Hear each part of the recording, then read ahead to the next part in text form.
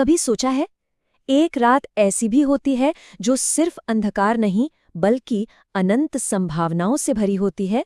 जी हाँ, हम बात कर रहे हैं महाशिवरात्रि की। पंडित वर्स में आपका स्वागत है। चलिए साथ मिलकर इस दिव्य रात के आध्यात्मिक रहस्य को समझते हैं। ये बस एक और त्योहार या छुट्टी का दिन नहीं है। ये एक मौका है, एक अवसर है अपने अंदर उतरने का, उस परम चेतना से जुड़ने का जो हम सबके भीतर है।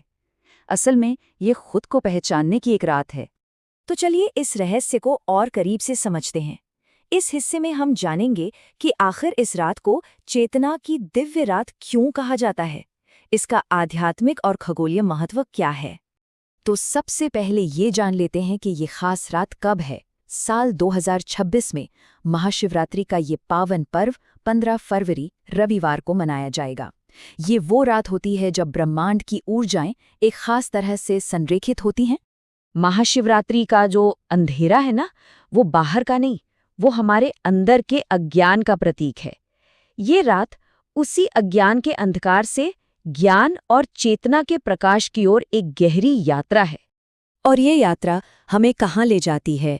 ये ले जाती है उस मूल तत्व की ओर जिसकी ये रात है, यानी कि शिव तत्व। आखिर कौन है शिव?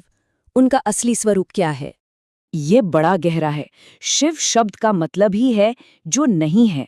शिव कोई व्यक्ति नहीं, बल्कि वो शून्य है। वो निराकार आयाम है जिससे सब कुछ पैदा होता है और आखिर में सब कुछ उसी में मिल जाता है।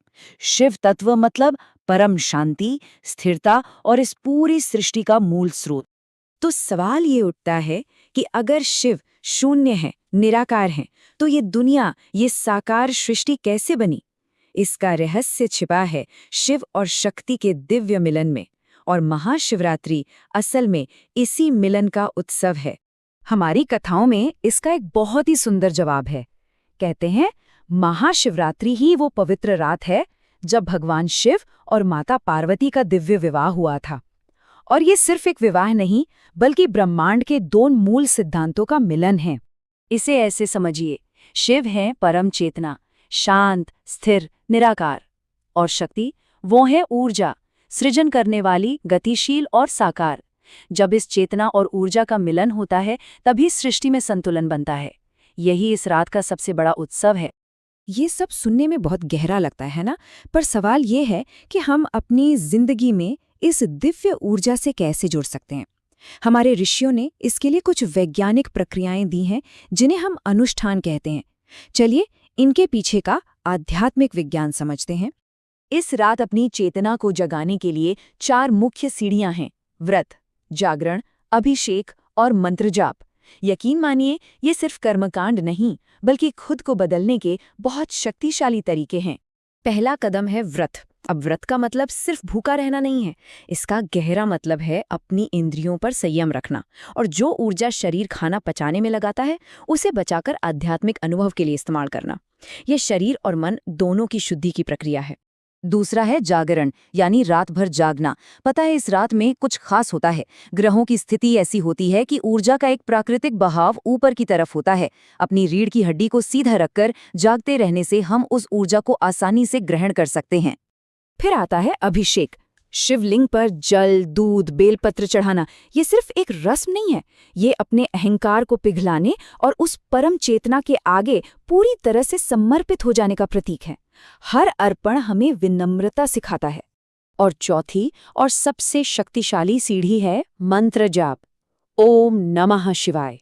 ये सिर्फ एक वाक्य नहीं, ये एक महामंत्र है। इसका मतलब है मैं शिव को, उस परम तत्व को नमन करता हूँ। इस मंत्र की ध्वनियां हमारे अंदर के 5 तत्वों पृथ्वी, जल, अग्नि, वायु और आकाश को संतुलित करती हैं। और जानते सबसे कमाल की बात क्या है? हमारे ऋषियों का ये ज्ञान आज का विज्ञान भी मान रहा है। कई स्टडीज में ये पाया गया है कि ओम नमः शिवाय जैसे मंत्रों के जाप से तनाव और चिंता में काफी कमी आती है।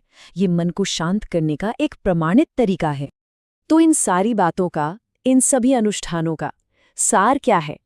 ये सब हमें एक ही तरफ इशारा करते हैं, अपने अंदर की यात्रा के निमंत्रण की ओर।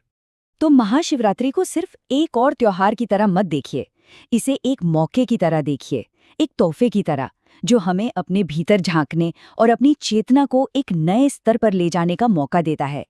तो बस एक सवाल अपने आप से पूछना है, इस महाशिवरात्रि व्रत, जागरण या ध्यान के जरिए अपने भीतर की उस परम शांति को, उस शिव तत्व को जगाने के लिए हम क्या करने वाले हैं? अगर ये यात्रा आपको अपनी ओर बुला रही है और आप अपनी आध्यात्मिक खोज में और गहरे उतरना चाहते हैं, तो panditverse.com पर आपको और भी बहुत कुछ जानने को मिलेगा। धन्यवाद।